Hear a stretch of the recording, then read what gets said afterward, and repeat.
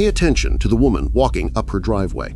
Her name is Linda Pritchard. She is a 52-year-old property manager. Now, pay attention to the man standing near the hedge line. He is her 38-year-old unemployed half-brother. They have been in a bitter dispute over their father's will, and since then, he has been watching her. She doesn't notice him as he follows her up to her home and forces his way inside. Only 4 minutes later, he steps back out calmly, walking down the driveway. But this time, there was no sign of Linda. At 6:45 p.m. on April 16, 2024, a 999 call is logged by the Cheshire Police Emergency System. The call originates from a residential street in Wilmslow. The caller identifies herself as Emma Pritchard, the 29-year-old daughter of the home's resident, Linda Pritchard. The audio of the call captures the caller's report. She has just arrived to drop off a suitcase and, after receiving no answer to her knocks, used her own key to enter the property. The caller states she found her mother lying face down in the hallway just inside the front door. She reports her mother is unresponsive and that blood is visible on the floor and the nearby wall. The dispatcher immediately sends police and paramedic units to the address. The first responders arrive on the scene within 9 minutes. Paramedics enter the home and quickly pronounce the subject, Linda Pritchard, deceased. Police officers secure the property, establishing a cordon around the house and driveway. Neighbors begin to emerge, drawn by the lights of the emergency vehicles. They are kept back as detectives and forensic teams are called to the scene. Initial observations by the first officers note the victim's position in the narrow entryway. Her handbag is on the floor beside her, its contents partially spilled. There are no signs of a struggle throughout the rest of the ground floor. There was no indication of forced entry on any windows or the back door. The front door, which Emma had to unlock with her key, was found to be locked from the inside. This single fact presents an immediate contradiction. The man on the camera left, yet the door was secured from within. The investigation immediately pivots from the scene itself to the victim's personal life. When detectives questioned Emma, Linda's daughter, she provided an immediate and clear direction: the will. Linda's father, Gerald Pritchard, had passed away in late 2023. His estate was the source of a deep and escalating conflict. Gerald had built a modest portfolio of 4 rental properties over his lifetime. His will, finalized shortly after his death, was explicit. The entire property portfolio was left exclusively to Linda. Her half-brother, Andrew Pritchard, was largely excluded. He received a one-time cash payment of £3,000. This distribution created an immediate rift. Andrew, 38 and unemployed for 7 months, was documented as having significant financial difficulties, including rent arrears and outstanding debts. Linda, 52, was now in possession of assets generating a substantial monthly income. Family members informed investigators that Andrew did not hide his anger. He repeatedly told relatives that the will was unfair and accused Linda of having poisoned their father against him. He claimed she had used undue influence during their father's final years. This was not just private family complaining. Records show Andrew Pritchard contacted a solicitor in early 2024 to formally contest the probate. He was advised his case was weak, lacking any evidence of undue influence, and would require significant upfront legal fees he could not pay. His legal challenge was dismissed. This left Andrew with no formal recourse. By April, Linda was in the final stages of transferring all property titles into her name, solidifying her inheritance. The investigation now had a clear motive. The man seen on the doorbell camera had a documented financial reason to resent the victim. The police had a motive, but they still needed to forensically link Andrew to the hallway. Detectives began a forensic examination of the digital lives of both Linda and Andrew Pritchard. The data recovered painted a clear picture of Andrew's escalating frustration. In March 2024, approximately 1 month before the murder, Andrew initiated a text message exchange with Linda. The first messages were framed as attempts to talk things through about the inheritance. Linda's responses were brief. She stated the matter was settled and their father's wishes were clear. Andrew's tone then shifted. His messages became accusatory.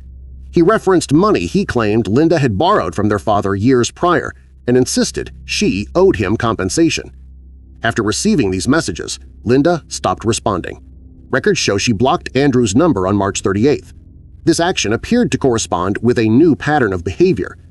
A neighbor of Linda's, interviewed by police, recalled seeing an unfamiliar silver Vaux Astra parked on the street on 2 separate occasions in early April.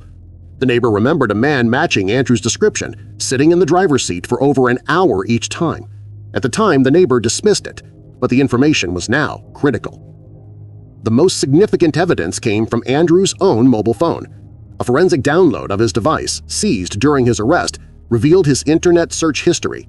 In the week leading up to April 16th, his searches included: how long does probate take UK? Can you challenge a will after probate? What happens if you die without signing property transfer? And Cheshire Police response, time Wilmslow. These searches demonstrated a clear preoccupation with the inheritance he had lost. The digital trail showed his motive was hardening into intent. The most critical piece of evidence was recovered within hours of the scene being secured: the digital video file from Linda's own doorbell camera. The footage was time-stamped and provided a clear, objective record of the home's threshold.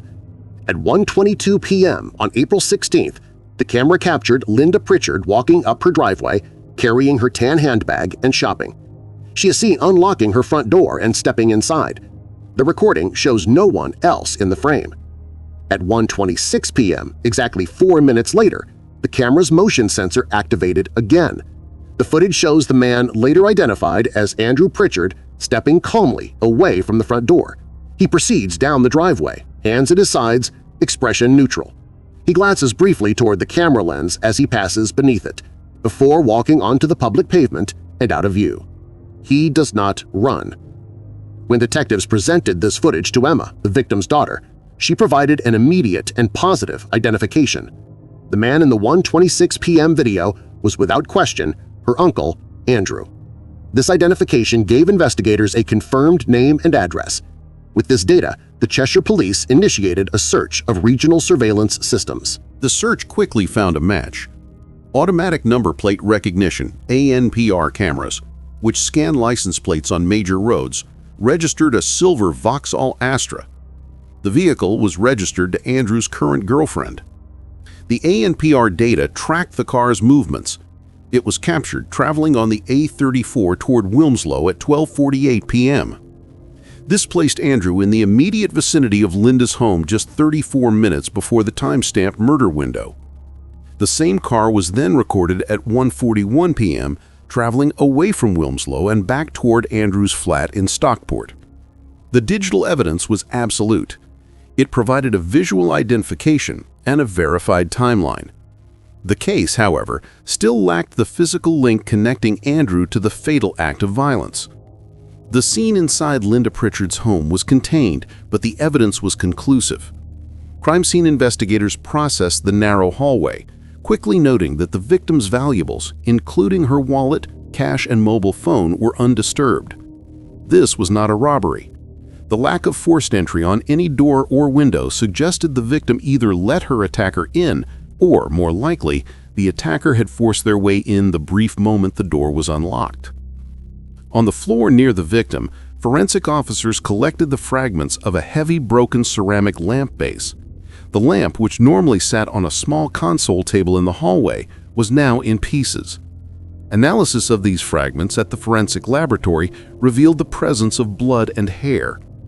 DNA testing confirmed this biological material was a direct match to the victim, Linda Pritchard. The pathologist's report was equally clear. The cause of death was blunt force trauma to the skull, resulting from multiple impacts. The broken lamp base was determined to be the murder weapon. This discovery was significant, but the next finding would prove decisive. A latent print technician carefully processed the larger fragments of the lamp base. On one of the smoother, curved sections, a partial print was successfully lifted. The print was incomplete, but contained enough ridge detail to be run through the National Fingerprint Database. The print also provided a match to the suspect file being built by the detectives. The partial print found on the murder weapon was a positive match to Andrew Pritchard. The prosecution now had its physical link. The case was no longer just circumstantial. They had the suspect on video at the scene, a clear financial motive, a digital history of his intent, and now his fingerprint on the object used to end his half-sister's life. The only remaining step was the arrest. At 11:20 p.m. on April 16th, Less than 5 hours after Linda Pritchard's body was discovered, detectives from Cheshire Police executed an arrest warrant at a flat in Stockport. The address belonged to Andrew Pritchard. Reports from the arresting officers noted that Andrew answered the door calmly, exhibiting no visible signs of distress or surprise. He was taken into custody on suspicion of murder. During his first formal interview, Andrew was described by detectives as detached and unemotional. He was informed of his half-sister's death and his right to legal counsel. He initially waived his right to solicitor and agreed to answer questions. He began by denying any involvement. He stated he had not been to Linda's home that day and had not seen her in weeks. Detectives then presented their primary piece of evidence, the doorbell camera footage. When Andrew was shown the video of himself walking calmly away from Linda's front door at 1:26 p.m., he claimed it wasn't him. He suggested the footage must have been edited or manipulated. He offered no explanation for how this could have been done.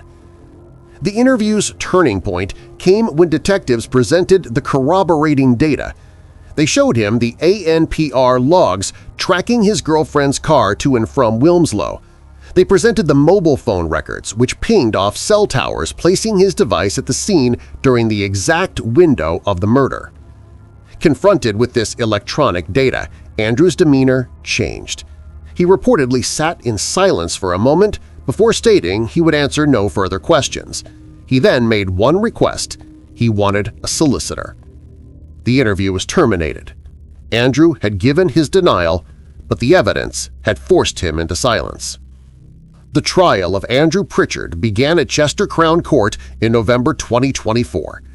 The prosecution methodically constructed its case, presenting the jury with the 3 pillars of evidence. First, they established motive, detailing the inheritance dispute. They presented Gerald Pritchard's will, bank statements showing Andrew's financial distress, and the text messages documenting his anger at being cut out while Linda got everything. Second, they established opportunity. The jury was shown the time-stamped doorbell camera footage of Andrew's departure, the ANPR logs tracking his girlfriend's silver Vauxhall Astra, and the cell tower data placing his phone at the scene between 12:50 p.m. and 1:35 p.m. Finally, the prosecution presented its physical evidence. The forensic expert testified that the partial fingerprint lifted from the ceramic lamp base, the confirmed murder weapon, was a definitive match to Andrew Pritchard. The prosecution argued this evidence combined created an irrefutable timeline. Andrew had traveled to the house, waited for Linda, attacked her in the hallway during a 4-minute window, and then calmly left the scene.